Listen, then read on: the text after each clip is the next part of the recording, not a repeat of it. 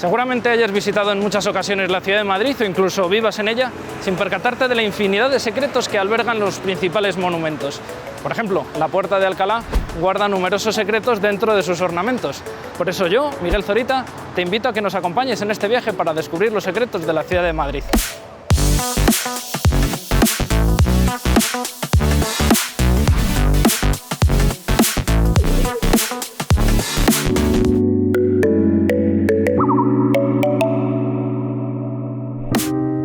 Este año 2020 se cumple el 300 aniversario del nacimiento de Robert Michel, uno de los escultores más insignes de nuestra ciudad, pero al mismo tiempo uno de los más desconocidos, puesto que si preguntásemos al común de los mortales, poca gente sabría decirnos realmente quién es este Robert Michel o Roberto Michel.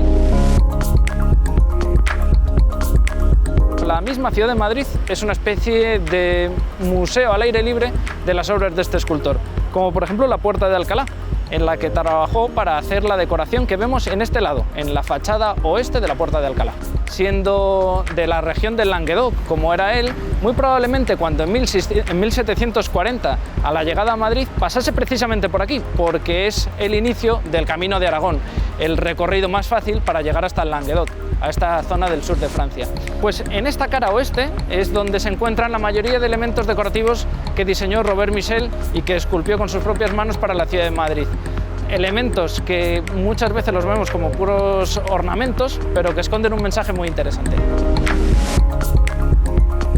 En este lado oeste, lo que nos encontramos que es una decoración completamente distinta al otro lado. ¿Por qué? Bueno, hay una leyenda que afirma que Francesco Sabatini, cuando le ofrece los diseños a Carlos III, no sabe decidirse por qué plano le gusta más al rey.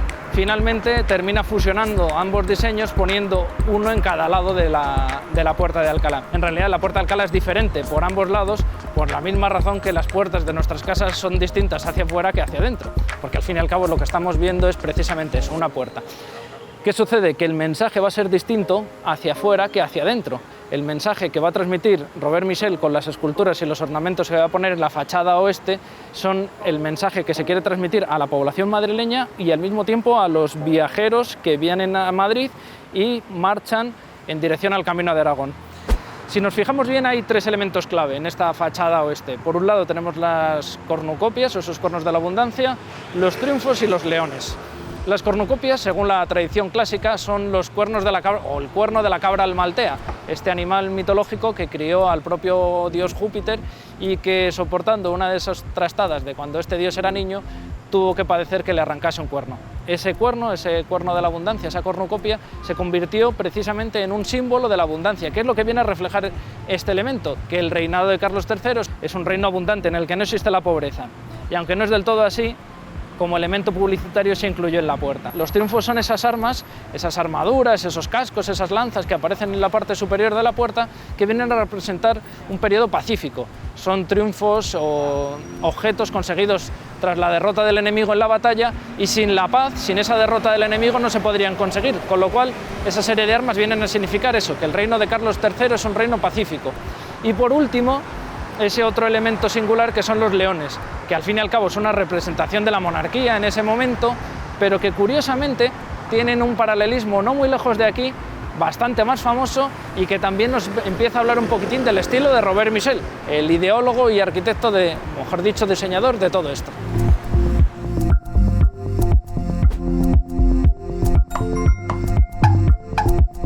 Hablando de los leones, es un elemento muy simbólico y muy interesante a nivel zoológico, porque cuando nosotros pensamos en la representación de un león, una leona a día de hoy, sabemos que las leonas no tienen melena. Sin embargo, en el siglo XVI, XVII, XVIII incluso, había esta serie de errores. El ejemplo más sencillo es cuando se ve el Arca de Noé entrando dos leones, que hace bastante difícil que se reproduzcan para la eternidad. Pero lo cierto es que en Madrid también hay un claro ejemplo que tiene que ver con Robert Michel, precisamente vinculado a un león y una leona. Estos leones que tenemos aquí cerca.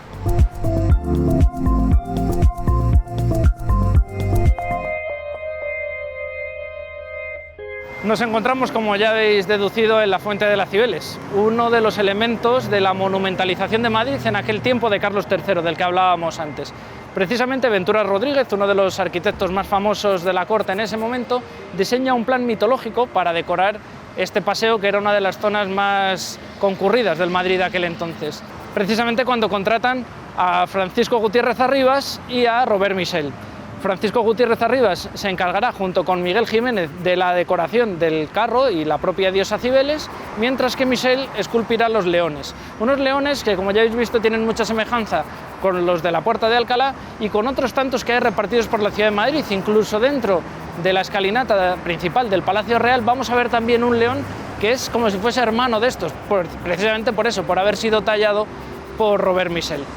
El elemento mitológico que nos encontramos aquí, como os decía, no son dos leones, en realidad son un león y una leona, porque son la transformación, tal como nos cuenta Ovidio, de dos personajes mitológicos, Hipómenes y Atalanta, que tenían una serie de vinculaciones con la diosa Cibeles. La vinculación es sencilla, ambos habían tenido un idilio amoroso en el cual Hipómenes había conseguido los difíciles e inalcanzables amores de Atalanta gracias a la ayuda de la diosa Venus, que le ofreció unas manzanas que hicieron que Atalanta, esa joven que corría a tanta velocidad, frenase su marcha y permitiese que Hipómenes le adelantase en esa carrera.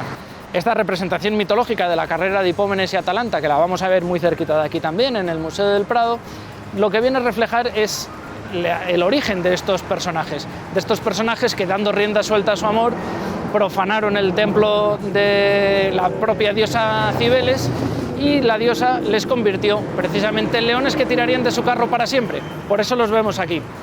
Otro detalle esencial dentro de esta escultura y de las muchas obras que hizo Robert Michel es que su ubicación ha cambiado. La estatua de Cibeles no estaba originariamente aquí, sino que estaba un poco más cercana a las huertas de Juan Fernández, que era lo que hoy se encuentra en la esquina noroeste de la propia plaza de Cibeles, y precisamente mirando hacia la estatua de Neptuno.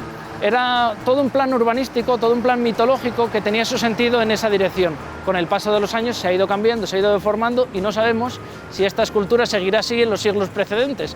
Lo cierto es verdad es que este documental se quedará como una especie de registro histórico de cómo se encontraba la diosa Cibeles durante el año 2020. Madrid, por lo tanto, es una ciudad cambiante.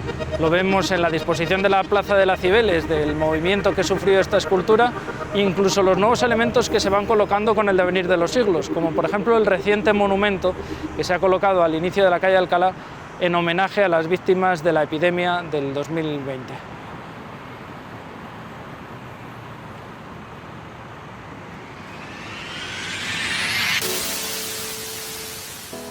Estamos en el Salón del Prado, una de las zonas más emblemáticas de ese Madrid del siglo XVIII, donde precisamente Robert Michel tenía colocadas o dispuso una serie de esculturas de niños tritones.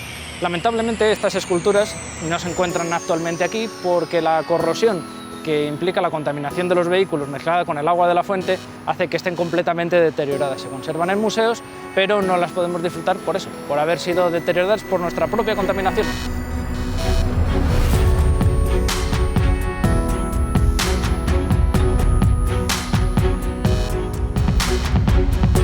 Pero no solamente recibió Robert Michel encargos mitológicos o alegóricos de la corte de Carlos III, también se le encargaron obras religiosas famosísimas, como por ejemplo la Virgen del Carmen, que tenemos en la iglesia de San José. La Virgen del Carmen, que nos encontramos en la iglesia de San José, es uno de los tantos ejemplos de escultura religiosa que hizo Robert Michel.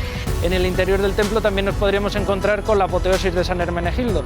Incluso dentro de esta disciplina escultórica es precisamente las obras religiosas las que más han desaparecido de Robert Michel. La destrucción de templos, la demolición de ermitas y demás han hecho que muchas de esas esculturas, como por ejemplo los dos obispos que había en la cercana iglesia de San Fermín, han desaparecido para siempre. Pero lo interesante también de esta modalidad artística, de estas esculturas religiosas, es que aúna a un mismo tiempo el tema religioso y el tema mitológico. Si nos fijamos, por poner el ejemplo de la Virgen del Carmen, en el rostro de esta escultura nos daremos cuenta que no es muy diferente al rostro, por ejemplo, que tiene la diosa Cibeles, o incluso el niño Jesús que lleva en su regazo no dista mucho de esos amorcillos que acompañan a la diosa Cibeles. Se podía permitir todo este tipo de licencias, o conocía también, al fin y al cabo, ese estilo del neoclasicismo por ser profesor. Robert Michel también fue profesor y no muy lejos de aquí, en el siguiente punto de nuestra ruta.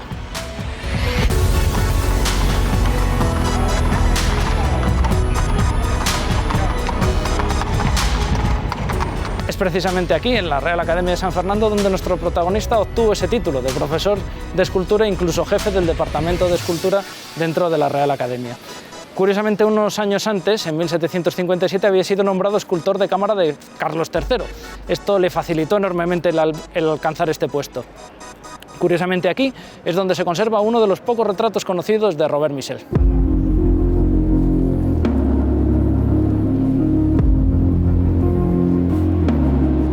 Ah, mira si puedes grabar los elefantes esos de ahí arriba, esos que están en la cornisa.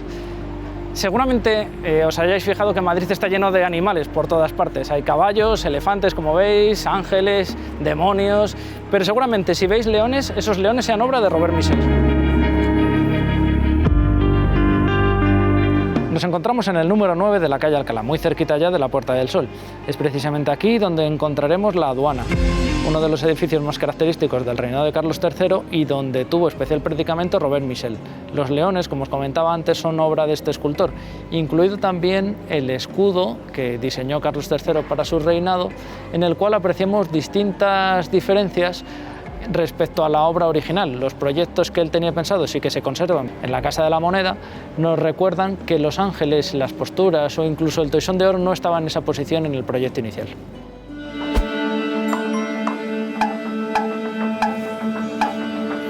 Precisamente aquí en la calle de la Sal nos encontramos uno de los robots más curiosos de Madrid, el relojero de la calle de la Sal. Es uno de los autómatas que hay en la ciudad de Madrid, muy vinculado con Antonio Mingote, porque el diseño es de Antonio Mingote, como los frescos que tenemos en este lado de la pared. También hay otro reloj en el Hotel Plus Ultra que también se acompaña por esas figuras diseñadas al mismo tiempo por Antonio Mingote. Llegamos ahora a la Plaza Mayor, uno de los lugares claves en la historia de Robert Michel, porque justo aquí estaba la junta preparatoria donde él estudió para terminar siendo, como os digo, profesor en la Academia de San Fernando. La Academia de San Fernando tenía su precedente precisamente aquí. Antes de hacerse ese monumental edificio, los jóvenes que querían ser futuros profesores tenían que estudiar en este lugar y es precisamente aquí donde se termina coronando académicamente nuestro protagonista, Robert Michel, que recordemos había nacido en 1720, llega a Madrid en 1740 y sin perder nada de tiempo en 1757 ya se había convertido en escultor del rey.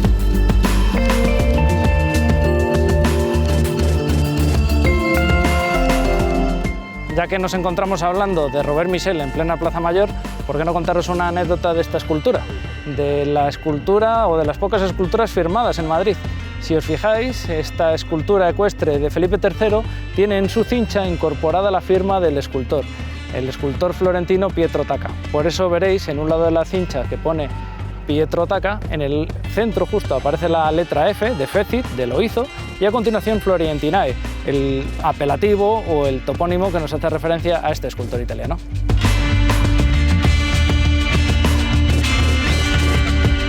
No muy lejos de la Plaza Mayor nos vamos a encontrar otro de los buenos ejemplos de la escultura de Robert Michel, precisamente aquí, en la calle de San Justo, donde en la iglesia de San Justo y Pastor decoran su fachada unas esculturas de nuestro protagonista de hoy.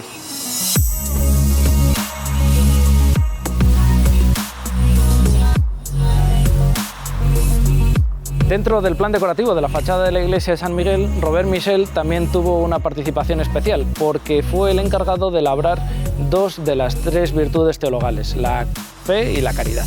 Bueno, estas esculturas que se encuentran en la parte izquierda del edificio, según lo vemos de frente, representan de manera alegórica esos elementos distintivos de la espiritualidad cristiana. En la escultura de la parte superior, esa representación alegórica de la fe, se representa con un cáliz, que es un elemento distintivo del sacramento de la Eucaristía. Sin la participación de la fe sería muy difícil llegar a comprender este sacramento. Y por otro lado tenemos a la caridad, que es una mujer que va acompañada de dos niños a los cuales parece querer amamantar, con ese pecho que lleva al descubierto. En realidad esta representación de la caridad es habitual porque se suele representar como la mayor de tres figuras, porque viene a significar que la caridad en este caso es más importante que la fe y que incluso la esperanza. Esta representación, al no ser policromada, al no tener color, nos impide deducir de qué color es el manto, que habitualmente cuando son representaciones pictóricas a la Caridad se le pinta de rojo, porque es el símbolo de la sangre, ya que la Caridad sería capaz de verter su sangre por sus propios hijos. Llama la atención que dentro de la decoración de la fachada de la iglesia de San Miguel no aparezca este santo por ninguna parte. Bueno, en realidad lo que sí que aparece es una representación de esos niños arrodillados a punto de ser martirizados, que son San Justo y Pastor, los patronos de la antigua parroquia que había en este mismo lugar. Cuando la cercana iglesia de San Miguel de los Octoes sufre un incendio que la arrasa por completo, se termina trasladando la parroquia a este otro templo, mientras que la feligresía de San Justo y Pastor se desplaza al barrio de Malasaña. Muchos de vosotros conoceréis sobradamente esta plaza, la Plaza de Oriente, bien por ser uno de los mejores lugares donde pasear en Madrid, o bien por esta Galería de Reyes, que posiblemente la recordéis de esos libros de texto donde tan habitualmente se usa para hablarnos de la historia de España. Bueno, pues esta Galería de Reyes tiene un detalle bastante singular y bastante rocambolesco precisamente con esta escultura, la escultura de Leovigildo. Si nos fijamos en la historia de España solo ha habido un rey, un monarca en tiempos visigóticos, que era el rey Leovigildo. Sin embargo, esta escultura nos representa a este rey, pero al mismo tiempo, en uno de los emplazamientos originales, donde estaban todas estas esculturas, en las cornisas del Palacio Real, nos encontramos a otro Leovigildo. ¿Qué sucede? Que uno de los dos necesariamente tiene que ser falso, no puede haber dos reyes Leovigildos. ¿Cuál es la explicación? La rocambolesca explicación de que haya dos reyes Leovigildo. Bueno, por una decisión real. Una de las reinas que vivía en palacio decidió desplazar todas esas esculturas a los almacenes. Había tenido un sueño premonitorio, o bien decían que había riesgo de hundimiento o de desestabilización de los cimientos del edificio por el peso que suponían estas esculturas, y al trasladarse estos monumentos a los sótanos se quedaron arriba las peanas donde estaban puestos sus nombres. ¿Qué sucede? Que cuando en el siglo XIX estas esculturas se sacan o bien aquí a la Plaza de Oriente o bien al Retiro o incluso a las ciudades de Burgos o Vitoria, es muy difícil identificar a esos reyes. Por eso se les fue poniendo nombres prácticamente al azar, incluidos algunos errores como este rey Leovigildo, que no es Leovigildo.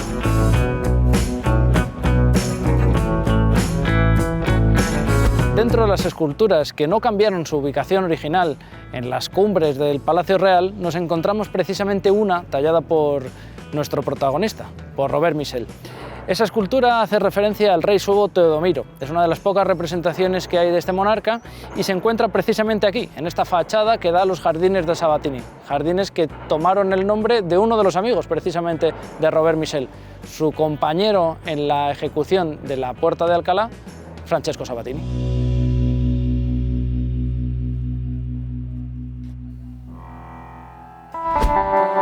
Pese a haber sido director de escultura en la Academia de San Fernando, haber sido escultor del rey, de Carlos III y haber monumentalizado infinidad de lugares de la ciudad de Madrid, todo llega a su fin, incluso para el propio protagonista de hoy, Robert Michel, que acabó sus días enterrado en esta iglesia hoy en ruinas, la antigua iglesia de la Almudena, que podemos contemplar precisamente muy cerquita de la calle Bailén, en la calle Almudena.